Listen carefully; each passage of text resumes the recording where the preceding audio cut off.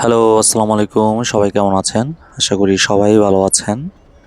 আজকে দাঁড়িয়ে আছি ময়মনসিংহ রেলওয়ে স্টেশনে।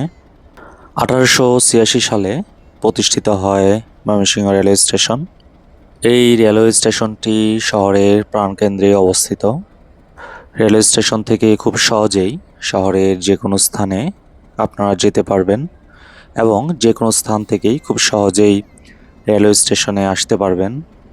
ময়মনসিংহ রেলওয়ে স্টেশন থেকে পার্শ্ববর্তী জেলা এবং বিভাগে নির্দিষ্ট সময়ে ট্রেনগুলো ছেড়ে যায়।